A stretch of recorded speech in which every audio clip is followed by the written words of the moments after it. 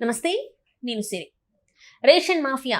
మనం ఈ ration mafia గురించి వింటుంటే ఒక పేరు మాత్రం బాగా గుర్తొస్తూ ఉంటుంది. ద్వారంపూడి చంద్రశేఖర్ రెడ్డి పేరైతే బాగా వినిపిస్తూ ఉంటుంది. అంటే చాలా వరకు రేషన్ మాఫియా అనంగానే, ఈ బియ్యం మాఫియా అనంగానే ఆయన పేరు మాత్రం వినిపిస్తుంది. ఈయనకి సంబంధాలు ఉన్నట్టుగా కొంతమంది అయితే చెప్పడం జరుగుతుంది. అయితే దీని మీద అంటే ఫోకస్ పెట్టారు మన Pawan Kalyan, AP deputy CM Pawan Kalyan గారు అయితే ఫోకస్ పెట్టడం జరిగింది. దీంతోని మరి ఇప్పుడు వెలుగులోకి ఇప్పటివరకు ఒక అంటే చంద్రశేఖర్ రెడ్డి ఉన్నాడా లేదా అనే ఒక మీమాంసలో అయితే ఉన్నారు, ఒక డౌట్తో ఉన్నారు. మరి ఇప్పుడు మరి ఆయన హస్తం ఉందా లేదా అనేది ఇప్పుడు ఇంకా ఖచ్చితంగా తేలే అవకాశం ఉందని చెప్పేసి అయితే కొంతమంది విశ్లేషకులు చెప్తున్నారు. మరి దీని మీద స్పందించడానికి ఈ రోజు మనతో పాటు ఉన్నారు ప్రముఖ సీనియర్ జర్నలిస్ట్ జగదేవ్ గారు. నమస్కారం సార్. నమస్తే సార్, ఇప్పుడు చూస్తుంటే బియ్యం మాఫియా ఏదైతే మనకి రేషన్ బియ్యం ఉందో, రేషన్ బియ్యం మాఫియా ఎవరైతే చేశారంటే కొన్ని అంటే పట్టుకున్నప్పుడల్లా కూడా షిప్ని పట్టుకున్నప్పుడు కూడా టన్నుల కొద్దీ దొరకడం జరుగుతుంది. సో మరి దీని వెనకాల ఉంది ఎవరు అంటే పేరు వినిపించేది ఏంటంటే ద్వారంపూడి చంద్రశేఖర్ రెడ్డి అని చెప్పేసి పేరు అయితే వినిపించడం జరిగింది. అది నిజమా కాదనేది అయితే ఎవరికి తెలియదు, కానీ ఆ పేరు మాత్రం బాగా వినిపించడం జరిగింది. కానీ ఇప్పుడు AP deputy CM Pawan Kalyan గారు రంగంలోకి దిగిన తర్వాత ఇంకా అందరి దృష్టి కూడా ఇప్పుడు ఆయన మీద పడింది. మరి తనేనా కాదా అనేది తెలిసే అవకాశం ఉందంటారా లేదంటారా? మరి పవన్ కళ్యాణ్ గారు ఆ పోర్ట్కి సంబంధించి వెళ్తాననగానే ఈయనకి బోల్డ్ మెసేజ్లు కాల్స్ వచ్చాయంట. సార్ మీరు రావద్దు సార్, సార్ ఇప్పుడు ఎందుకు సార్, మీరు చూసుకున్నారు కదా సార్, సార్ కలెక్టర్ పట్టుకున్నారు కదా సార్, సార్ హ్యాండిల్ చేస్తాం కదా సార్, ఇంక మీరు ఎందుకు సార్. ఇంకొందరు అయితే ఫోన్ చేసి అన్న మీరు వస్తే దాని మీద ఆధారపడే ఒక 10,000 కుటుంబాలు ఇబ్బంది పడతాయన్న. అంటే ఎంతమంది హ్యాండ్ ఉందో చూడండి అందులో. 10,000 కుటుంబాలు అంటే ఏంటి?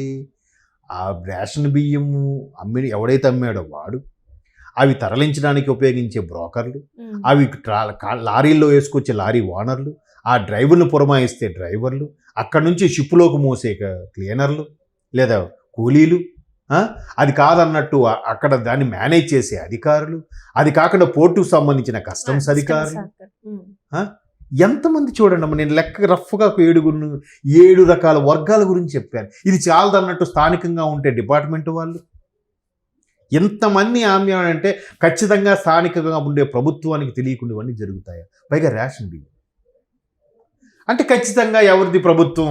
మళ్ళీ జగన్మోహన్ రెడ్డి గారి ప్రభుత్వమే.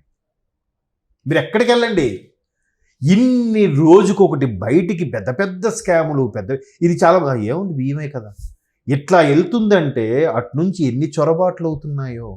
కసబ్ లాంటి ఎదవలు ఎంతమంది లోపలికి వచ్చేసారో. ఏం జరుగుతుందమ్మా? మళ్ళీ సింపుల్గా ఈయన మాట్లాడతారు ప్రెస్ మీట్ పెట్టి, ప్రభుత్వం దారుణంగా ఉంది, 5 నెలల్లో విఫలమైంది, ఘోర పరాభవం జరిగిందని మాట్లాడుతున్నారు జగన్మోహన్ రెడ్డి గారు. రోజుకొక ఎవ్వడు కేసు పెట్టట్లే. నిజంగా కూటమి ప్రభుత్వం వాళ్ళు కక్ష సాధింపుగా అనుకుంటే ఇప్పుడు సగం జైలు ఫుల్ అయిపోవాలి. అదేం లేకుండా వాళ్ళు అభివృద్ధి మీద, పరిపాలన మీద, దేని మీద ఎట్లా తీసుకురావాలి, పథకాలు ఎలాగ వాళ్ళని ఆలోచిస్తుంటే ఒక్కొక్కడు కెలుక్కుంటున్నాడు. వాళ్ళే కెలుక్కొని బయటకు వస్తుంది. ఒకడు ల్యాండ్ కబ్జా, ఒకడు టికెట్లు కబ్జా, ఒకడు క్రికెట్ కిట్లు కబ్జా, ఒకడు రేషన్ బియ్యం కబ్జా, ఒకడు ఇసుక దందాగా, ఇలా ఒక్కొక్కటి బయటకు వస్తుంటే పెద్ద ఇప్పుడు ఒక్కొక్కడు మాట్లాడుతున్నాడు. ఎవడైనా పట్టుకుంటే నేను దళితుడిని, నన్ను అన్యాయం చేశారు అంటున్నారు. మరి మంత్రిగా ఉన్నప్పుడు నువ్వు దళితుడు కాదా? చంద్రశేఖర్ రెడ్డి గారు కాదు, వేరే విషయంలో చెప్తున్నాను. ఇట్లా మాట్లాడుతున్నారు. ఎన్ని జరుగుతున్నాయి, ఎన్ని అసలు ఎంత దారుణం చూడండి. ముఖ్యమంత్రి డిప్యూటీ సీఎం కూడా రావద్దని చెప్తున్నారంటే దీంట్లో ఎన్ని చేతులు కలిసి ఉన్నాయి, ఎంతమంది, ఎంత పెద్ద దారుణమో చూడండి కదా. ఇప్పుడు అదే ఏమన్నాడు ఆయన, ఇప్పుడు స్థానికంగా ఉన్నది ఎవరు, ఆయన ఎవరు, ఉడముండి ఏదో సంథింగ్ ఆయన కదా ఇప్పుడు ఎమ్మెల్యే కాకినాడ సిటీకి. ఆయన సార్ మీరు కొద్ది చూడాలి కదా అన్నాడు. అధికారుల మీద అయితే సీరియస్ అయిపోయాడు. మరి అంతే కదా, ఏమొస్తుంది? ప్రభుత్వం ఉన్నారు, మీరే ఉన్నారు, మీకే ఫస్ట్ వస్తుంది, అంతే కదా. అంటే ఎన్ని కాదేది స్కామ్కి అనర్హం అన్నట్టుగా ఇక్కడ నుంచి అమెరికా వరకు అన్నీ చేసేసి మళ్ళీ చక్కగా ప్రెస్ మీట్ పెట్టేసి అబద్ధాలు ఆడేసి, లేదు అంటే నన్ను ఫాలో అయ్యేవాళ్ళు, నా ఛానల్ చూసేవాళ్ళు ఫాలో అయితే చాలు, ఎవడేమనుకున్నా పర్వాలేదు అన్నట్టుగా బ్లైండ్గా చెప్పుకెళ్ళిపోతున్నారు. అవునగా, ఇది 5 ఏళ్ళు ఎన్నిసార్లు జరిగిందో, ఎన్ని టన్నులు బియ్యం వెళ్ళిపోయిందో చూడండి. అసలు దీంట్లో ఎన్ని చేతులు ఉన్నాయో, ఇంకెంతమంది బయటకు వస్తారో, ఎన్ని వినాల్సి వస్తుందో. అందుకే నేను ఎప్పుడు కూడా ఏమంటానంటే మారాల్సింది ప్రజలే. ఇంకా గొర్రెలు ఉన్నాయి, ఫాలో అయ్యే గొర్రెలు ఉన్నాయి, ఇంకా ఆరాధించే గొర్రెలు ఉన్నాయి. అంటే ఇది ఏంటి ఎంత దారుణం ఇది. ఒకవేళ పవన్ కళ్యాణ్ గారు మొన్న సీరియస్ అయిన విషయం చూస్తే ఇది ఇంకో విధంగా సంఘ విద్రోహ శక్తులు కూడా ఏ షిప్తో అయితే లేదు అదే షిప్లో ఎంటర్ అయిపోతే ఏం చేస్తారమ్మా? మరి పోర్టోలు ఏం చేస్తున్నారమ్మా? ఇది సెంట్రల్ గవర్నమెంట్ పరిధిలోకి వస్తుందా, స్టేట్ గవర్నమెంట్ పరిధిలోకి వస్తుందా? వస్తే స్టేట్ వాళ్ళు ఏం చేస్తారు, సెంట్రల్ వాళ్ళు ఏం చేస్తారు? అదేదో సింగం సినిమా చూపించినట్టుగా ఉంది కదమ్మా. మరి అక్కడ పోర్ట్లో ఉండేవాళ్ళు, నేల మీద ఉండేవాళ్ళు, నీటిలో ఉండేవాళ్ళు అందరూ ఒకటైపోయి చేసిందా ఇది? మరి అలా చేసిందంటే ఇక్కడ నేల మీద ఉండే వాళ్ళ హస్తం కూడా ఉందా? పూర్తి స్థాయిలో వాళ్ళ మద్దతు ఉందా? లేదా వాళ్ళకి ఇవ్వాల్సిన ఇచ్చేస్తే చూసి చూడనట్టు ఊరుకున్నారా? వెంటనే ఆయన సీజ్ ద షిప్ అన్నాడు. ఆయన ఇప్పుడు సీజ్ ద షిప్ అన్నాడు, రేపొద్దున అదే షిప్ మళ్ళీ 6 నెలలతో బయటకు వెళ్ళిపోద్దేమో, ఎవరికి తెలుసు?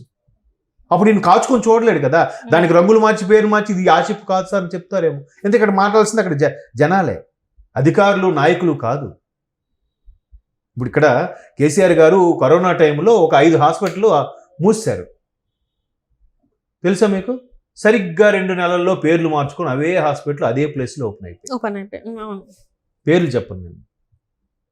అంటే అక్కడ సరిగా ప్రజలకి ఇవ్వట్లేదు అని చెప్పేసి మూసేస్తే మళ్ళీ వాళ్ళు అలానే ఓపెన్ చేయడం, మళ్ళీ అదే రేట్లు పెట్టడం, ప్రజలకు అందుబాటులో లేకపోవడం. ఇప్పుడు ఒక లంచకొండి దొరికేయడము అనుకున్నాం, ప్రభుత్వ ఉద్యోగం లేకపోతే ఇంకెవడో దొరికితే ఏమవుతున్నాడు? 3 నెలల సస్పెండ్, ఎక్స్ప్లెనేషన్ అయిపోయింది, మళ్ళీ జాయిన్ అవుతున్నాడు. ఈసారి 1000 అడిగి వాడు 5000 అడుగుతున్నాడు. తెలిసిందే కదా మొన్న రిస్క్ దొరికిపోయాను, బెనిఫిట్ ఆడికే అవుతుంది. మళ్ళీ అట్లా చేసినా కూడా చర్యలు తీసుకున్నా కూడా మరి అంటే అక్కడ మళ్ళీ ఆడికి లంచ్ ఇచ్చి అలవాటు చేసి ఎవరి పని ఆడు చేసుకుందామని తాపత్రయపడి స్వార్థంతో ఆలోచించితే ఎవడు?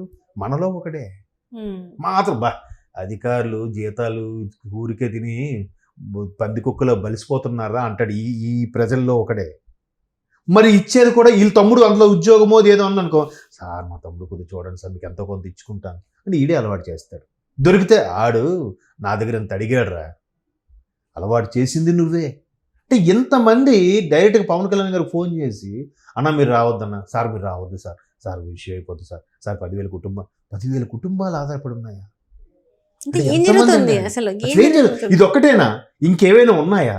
అంటే మనం గతంలో చూసుకుంటే వైజాగ్ లో డ్రగ్స్ అది మరి అది ఏమైంది ఈ రోజుకి నేను బాగా గుర్తు చేశారు. అదేదో జర్మన్ వాళ్ళు లేకపోతే ఇంకెవరో ఇంటర్పోల్ వాళ్ళు అక్కడ ఢిల్లీకి ఫోన్ చేస్తే వాళ్ళు ఇక్కడ స్థానికంగా చేస్తే బ్రెజిల్ వాళ్ళు చేస్తే తెలిసింది, లేకపోతే సైలెంట్గా వచ్చేసేది అనమాట.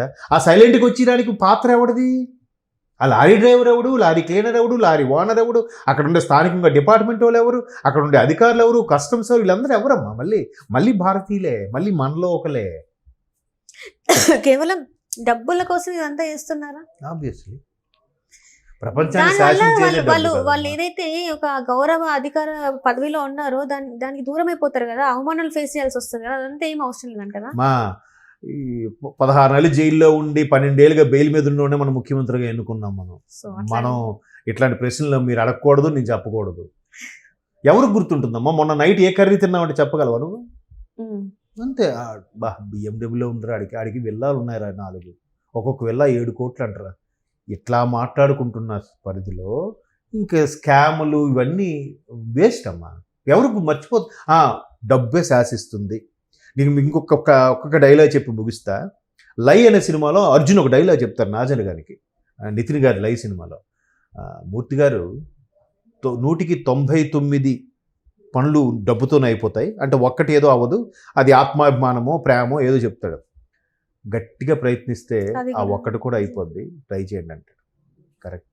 మనిషి అన్నవాడు ఎక్కడో దగ్గర తెగుతాడు, అదే మూలం, అదే తిప్పుతుంది, నడిపిస్తుంది. కాబట్టి ఇవన్నీ మళ్ళీ పవన్ కళ్యాణ్ అటువంటి షిప్ సీజ్ చేసిన, అధికారులను సస్పెండ్ చేసిన, డిస్మిసే చేసిన, లేదంటే దాంతో హస్తమున్న ఎవరైతే సోకాల్డ్ మాజీ మంత్రులు మాజీ ఎమ్మెల్యేలు ఉన్నారో వాళ్ళందరినీ కటకటాలు లెక్కించిన మళ్ళీ 1 నెల రోజుల్లో బెయిల్తో బయటకు వస్తాడు. మళ్ళీ చూసారా కక్ష సాధింపు, ఈసారి నన్నే గెలిపించండి, దీనికి మించిన స్కామ్ చేస్తారని చెప్తున్నాడు. ఆ నవ్వులో ఆ నమస్కారంలో అదే అర్థం కనిపిస్తుంటుంది. మనకు అర్థం కాక అన్నొచ్చాడు రా సూపర్ రా అంట.